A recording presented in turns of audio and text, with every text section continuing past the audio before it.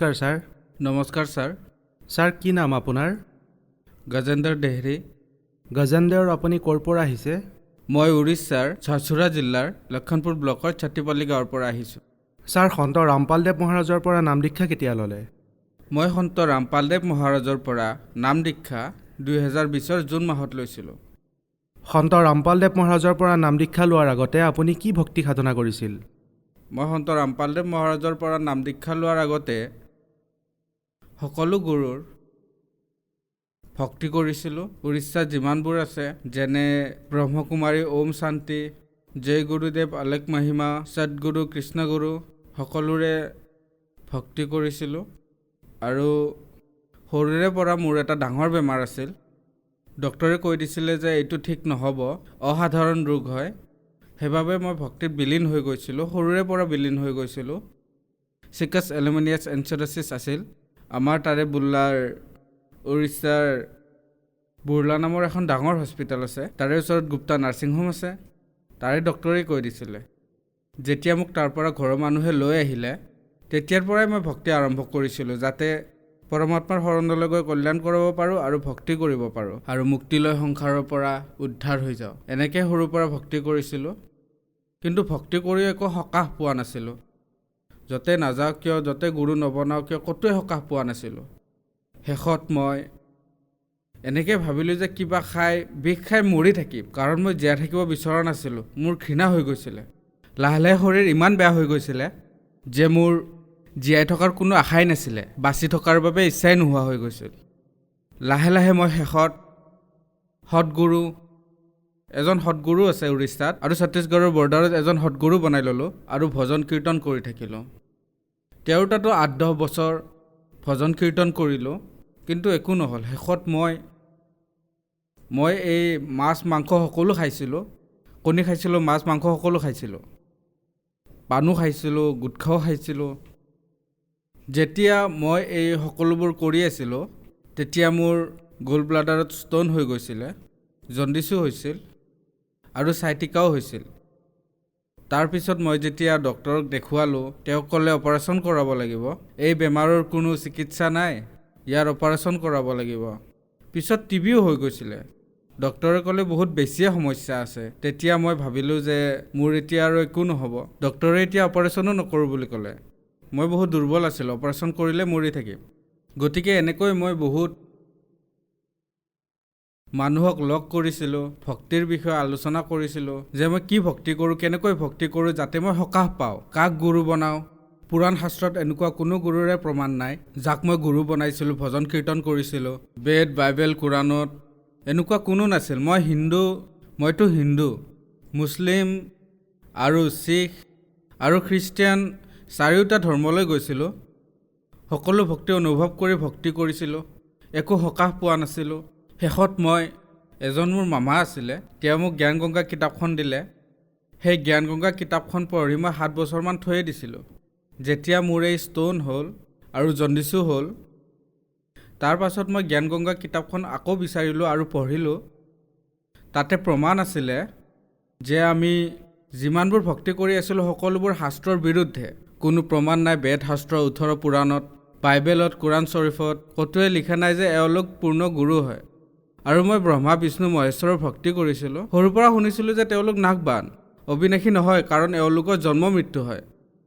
গতিকে মই সেই অবিনাশী পৰমাত্মাৰ সন্ধান কৰিছিলোঁ। আৰু মোক সেই অবিনাশী পৰমাত্মাৰ লগত কোন গুৰুৱে লগ কৰাই দিব। মোৰ এই অসাধাৰণ ৰোগটো সাধাৰণ কৰিবৰ বাবে, আৰোগ্য হ'বৰ বাবে ভাৰতত যিমানবোৰ গুৰু আছে, যেনে মধু পৰমাস জম্মু কাশ্মীৰৰ, ধন সদগুৰু, সচ্চা সদা, প্ৰকাশ মুনি, যেনেকৈ উৰিষ্যাত ব্ৰহ্মকুমাৰী আছে, গায়ত্ৰী ধৰ্ম আৰু বেংগলোৰৰ সাই বাবা, সকলোৰে দুৱাৰত গৈছিলোঁ। ক'তোৱে ভাল পোৱা নাছিলোঁ। আৰু শেষত মোক মামাই জ্ঞান গংগা কিতাপখন দিছিলে। সেইখন মই পঢ়িলোঁ। তাতেই সকলো প্ৰমাণ আছিলে। যে গীতাত প্ৰমাণ আছে যে ভগৱান আৰু যাৰ কথা কৈ আছে যে সেই তত্ত্বদৰ্শী সন্ত শৰণলৈ যোৱা, তেওঁৱেই সঁচা গুৰু, পূৰ্ণ গুৰু, সম্পূৰ্ণ গুৰু হয়। তেওঁৱেই তোমাক পৰমাত্মাৰ প্ৰাপ্তি কৰাব।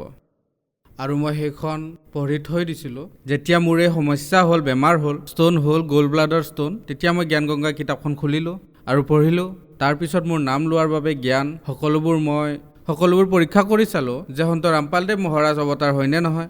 এতিয়া তেওঁৰ শিষ্যসকলে কৈ আছে, প্ৰমাণ দি আছে যে তেওঁ পূৰ্ণ গুৰু হয়, পৰমাত্মা হয়, আৰু তেওঁৰ শৰণলৈ গ'লে সকলোবোৰ ৰোগ কষ্ট দূৰ হৈ যায়, সুখ হয়, শান্তি হয়, সৎলোকৰ প্ৰাপ্তি হয়, মুক্তি হয়। মই পঢ়া শুনা কৰাই হয়, BA কৰিছিলোঁ। BA পঢ়াৰ পিছত যিহেতু মই পঢ়া শুনা কৰা, গতিকে নিৰীক্ষণ কৰিলোঁ যে সন্ত ৰামপালদেৱ মহাৰাজ কেনেকুৱা গুৰু আৰু কাৰ অৱতাৰ, যে পৰমাত্মা কোন হয়, পূৰ্ণগুৰু কোন হয়। এনেকৈ মই সকলোখিনি বেদ শাস্ত্ৰমতে প্ৰমাণ চালোঁ। যেনে শ্ৰীমদ ভাগৱত গীতাৰ অধ্যায় 4 শ্লোক নম্বৰ 34 লিখা আছে যে অৰ্জুন, তুমি সৰ্বভাৱেৰে সৰলতাপূৰ্বক নিষ্কপট ভাৱেৰে সেই তত্ত্বদৰ্শী সন্তৰ শৰণলৈ যোৱা, তেওঁৱেই তোমাক তত্ত্বজ্ঞান দিব, আৰু সেই তত্ত্বজ্ঞান পাই তুমি সেই পৰম পদক বিচাৰি ল'বা, যলৈ গ'লে মানুহ সংসাৰৰ মাজলৈ ঘূৰি আহিবলগীয়া নহয়।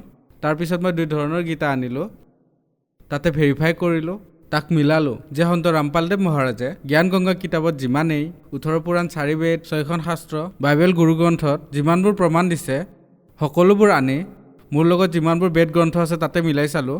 ওচৰৰ গাঁৱৰ যিমানবোৰ মানুহৰ লগত মোৰ ওচৰত যিকেইখন নাছিল, সেইবোৰ মই ওচৰ পাজৰৰ গাঁৱলৈ গৈ মিলাই চালোঁ। যিমানবোৰ শ্লোক তাত লিখা আছিলে মিলাই চালোঁ, ঠিকেই আছিলে। আৰু মই বুজিলোঁ যে সন্ত ৰামপালদেৱ মহাৰাজ পূৰ্ণ পৰমাত্মা, অবিনাশী পূৰ্ণ ব্ৰহ্ম কবিৰ চাহেবৰ অৱতাৰ। কাৰণ বাইবেলত, অৰ্থডক্স বাইবেলত লিখা আছে যে কবিৰেই পৰমাত্মা। কোৰাণ শৰীফত লিখা আছে যে আল্লাহ কবিৰ হয়। গুৰু গ্ৰন্থত লিখা আছে যে গুৰু নানকে কৈছে যে কবিৰেই পৰমাত্মা হয়। আৰু শ্ৰীমদ ভাগৱত গীতাৰ 17 নম্বৰ অধ্যায়ত কবিৰ চাহেবৰ নাম আছে। আৰু ভাগৱত গীতাৰ 7 নম্বৰ অধ্যায়ৰ 9 নম্বৰ শ্লোকতো আছে। সকলো মিলাই চালোঁ আৰু মানিলোঁ যে তেওঁৱেই গুৰু হয়, আৰু কবিৰ চাহেবে পৰমাত্মা, আৰু কবিৰ চাহেবৰ অৱতাৰ সন্ত ৰামপালদেৱ মহাৰাজ। তেতিয়া মই নাম ল'ম বুলি থিৰাং কৰিলোঁ। আৰু হাৰিয়ানাত যেতিয়া মই মোবাইলত সৎসংগ চালোঁ, তেওঁৰ সৎসংগ চালোঁ, তাত হালধীয়া শাৰীত যি নাম্বাৰ আহে, সেই হালধীয়া শাৰীত হাৰিয়ানাৰ আশ্ৰমত ফোন লগালোঁ। তাৰ পৰা আদেশ আহিলে যে আপুনি উৰিষ্যাৰ যি সম্বলপুৰ নামদান কেন্দ্ৰ আছে, ভুৱনেশ্বৰ আৰু কালাহান্দিতো আছে, যিখন ওচৰ তাৰে নম্বৰ দিম। তেতিয়া মই ক'লোঁ যে সম্বলপুৰ নামদান কেন্দ্ৰ মোৰ ওচৰ হ'ব। সন্ত ৰামপালদেৱ মহাৰাজৰ সম্বলপুৰত যি নামদান কেন্দ্ৰ আছে, 2020-21ত অনলাইন মোবাইলত নামদান দীক্ষা ল'লোঁ। ছাৰ, আপুনি কৈছে যে আপোনাৰ চিকল চাইল্ড নামৰ বেমাৰ আছিলে, জণ্ডিছ আছিলে, লিভাৰত কেঞ্চাৰ আছিলে, আপুনি কেইদিনমান পিছত মৰিব বুলি ডক্টৰে কৈছিলে। তাৰপিছত আপুনি সন্ত ৰামপালদেৱ মহাৰাজৰ পৰা নাম দীক্ষা ল'লে। তেন্তে কি আপুনি বেমাৰ ভাল পালেনে? যিমানবোৰ বেমাৰ আছিলে মই সকলোৰে পৰা লাহে লাহে ভাল পালোঁ। এতিয়া সুস্থ, মোৰ সকলো বেমাৰ দূৰ হ'ল। মই এতিয়া ভক্তি কৰি আছোঁ, আৰু মোৰ যিমানবোৰ বেমাৰ আছিলে সকলোৰে পৰা পৰিত্ৰাণ পালোঁ। চিকাৰ চেলৰ বাবে মই 24টা যি লাগিছিলে, ট্ৰামাডল লাগিছিলে, ডাইনাপাল লাগিছিলে, পেণ্ডৰ লাগিছিলে, এই সকলোবোৰ লগাইছিলোঁ। যিমান দেৰিলৈকে ইয়াৰ প্ৰভাৱ আছিল তেতিয়ালৈকে ভাল লাগিছিল।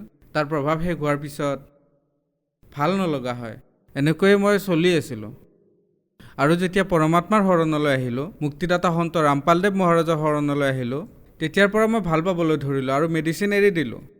মেডিচিন, ঔষধ সকলো এৰিলোঁ। এতিয়া সুস্থ, এতিয়া পৰমাত্মাৰ ভক্তি কৰি আছোঁ। ছাৰ, মোৰ পইচা আৰ্থিক অৱস্থা বহুত বেয়া আছিলে, ঘৰত বহুত সমস্যা হৈছিল। সন্ত ৰামপালদেৱ মহাৰাজৰ দয়াত ঘৰত অশান্তি কম হ'ল, আৰু আৰ্থিক স্থিতিও সলনি হ'ল। এতিয়া পৰমাত্মাৰ দয়াত সকলো ঠিকে আছে। ছাৰ, আপোনাৰ পঢ়া শুনা কি? মই পৰমাত্মাৰ দয়াত BA কমপ্লিট কৰিছোঁ, আৰু উৰিষ্যাৰ যি উৎকল ইউনিভাৰ্চিটি আছে তাতে MBAৰ এডমিশ্যন লৈছোঁ, আৰু এতিয়া পঢ়া শুনা আৰু ভক্তি দুয়োটাই চলি আছে। ছাৰ, আপুনি এজন শিক্ষিত মানুহ, আৰু আপুনি কৈছে যে সন্ত ৰামপালদেৱ মহাৰাজৰ পৰা অনলাইনত নাম দীক্ষা লৈছে। আপোনাৰ বহুত বেমাৰ আছিলে। আপুনি কৈছে যে প্ৰায় সকলো ধৰ্মতে আপুনি গুৰু বনাইছে। জগন্নাথ মন্দিৰলৈ গ'ল, দেৱী দেৱতাৰ ওচৰলৈ গ'ল, ক'তোৱে ভাল নাপালে। কিন্তু আপুনি সন্ত ৰামপালদেৱ মহাৰাজৰ পৰা অনলাইন নাম দীক্ষা লৈ ভাল পাই গ'ল। এইটো কেনেকৈ সম্ভৱ? মুক্তিদাতা সন্ত ৰামপালদেৱ মহাৰাজে যি নাম দীক্ষা দিয়ে, যি মন্ত্ৰ দিয়ে, সকলোবোৰ শ্ৰীমদ ভাগৱত গীতাৰ 17 নম্বৰ অধ্যায়ৰ 23 নম্বৰ শ্লোকত ওম তৎসৎ যি আছে, সেইটোত 3বাৰকৈ পৰমাত্মাই নাম দিয়ে। গতিকে যেতিয়া আমি এই শাস্ত্ৰ অনুকূল ভক্তি কৰোঁ, মই শাস্ত্ৰ অনুকূল ভক্তি কৰিছিলোঁ, তেতিয়াহে মই লাভ পাবলৈ ধৰিলোঁ। স্বাস্থ্য সলনি হ'বলৈ ধৰিছিল, আৰোগ্য হ'ব ধৰিলোঁ। আৰু এয়াতো প্ৰমাণিত জ্ঞান হয়, প্ৰমাণিত ভক্তি, যি সৎগুৰু মুক্তিদাতা সন্ত ৰামপালদেৱ মহাৰাজৰ পৰা পাইছোঁ। ছাৰ, আপুনি কৈছে যে আপোনাৰ বহুত বেছি বেমাৰ আছিলে। এনেকুৱা বেমাৰ আছিলে যে সেয়া কেতিয়াও ভাল নহয়। আপুনি সন্ত ৰামপালদেৱ মহাৰাজৰ শিষ্যসকলৰ ইণ্টাৰভিউ চালে যে তেওঁলোকে ঠিক হৈ আছে, গতিকে আপুনিও ঠিক হ'ব। আজি আপুনি টিভিৰ সন্মুখত থিয় হৈ আছে আৰু আপুনিও এক উদাহৰণ। আৰু যিসকল আজি সমস্যাত আছে আৰু আপোনাক টিভিত দেখি আছে তেওঁলোকক কি ক'ব? যিসকল মই যেনেকৈ সমস্যাত আছিলোঁ, পৰমাত্মাক বিচাৰি ফুৰিছিলোঁ, যিজন সৎগুৰুক বিচাৰি আছিলোঁ, যিয়ে শাস্ত্ৰ অনুকূল ভক্তি দিয়ে, পূৰ্ণ পৰমাত্মা হয়, তেনেকুৱা পৰমাত্মাক বিচাৰি বিচাৰি আজি তেওঁৰ দয়াত সেই গুৰুও বনালোঁ, সেই পৰমাত্মাও প্ৰাপ্ত কৰিলোঁ আৰু পৰমাত্মাৰ দয়াত যিবোৰ মোৰ বেমাৰ আছিল সকলোৰে পৰা আৰোগ্য হ'লোঁ। এতিয়া ভক্তি কৰি আছোঁ, সুস্থও আছোঁ, পঢ়িও আছোঁ। আৰু এই বিশ্বত যিসকল মোৰ ভাৰতবাসী আছে সকলোকে মই বিনম্ৰ প্ৰাৰ্থনা কৰি হাতযোৰ কৰিছোঁ যে যিসকল এই ৱৰ্ল্ডত, ভাৰত দেশত, উৰিষ্যাত আছে সকলোকে প্ৰাৰ্থনা জনাইছোঁ, মোৰ ভাই ভনী মাতা পিতাসকলক, এই যে সন্ত ৰামপালদেৱ মহাৰাজ আছে তেওঁ শাস্ত্ৰ অনুকূল ভক্তি প্ৰদান কৰে আৰু শ্ৰীমদ ভাগৱত গীতাৰ অধ্যায় নম্বৰ 34 অধ্যায় 4ৰ 34 নম্বৰ শ্লোকত যি তত্ত্বদৰ্শী সন্তৰ কথা কৈছে তেওঁৱেই গুৰু হয়। আৰু তেওঁৰ শাস্ত্ৰ অনুকূল ভক্তিৰে যিয়ে নাম দীক্ষা ল'ব তাৰ পৰা মুক্তি পাব আৰু তেওঁ আৰোগ্যও হ'ব। এয়াই প্ৰমাণ আছে বেদ আৰু শাস্ত্ৰত। ছাৰ, সন্ত ৰামপালদেৱ মহাৰাজৰ পৰা নাম দীক্ষা কেনেকৈ ল'ব পাৰি? আমাৰ ভাৰতবৰ্ষৰ বহুতো টিভি চেনেলত সন্ত ৰামপালদেৱ মহাৰাজৰ সৎসংগ আহে, তাৰে তলত হালধীয়া শাৰী এটা আহে, তাত আশ্ৰমবোৰৰ নম্বৰ থাকে। সেই নম্বৰত ফোন কৰিলে আপোনালোকৰ ওচৰত মানে নিজৰ নিজৰ ডিষ্ট্ৰিক্টত যি নামদান কেন্দ্ৰ আছে সন্ত ৰামপালদেৱ মহাৰাজৰ, তাৰ পৰাই আপুনি নামদান পাই যাব। ধন্যবাদ ছাৰ। নমস্কাৰ ছাৰ।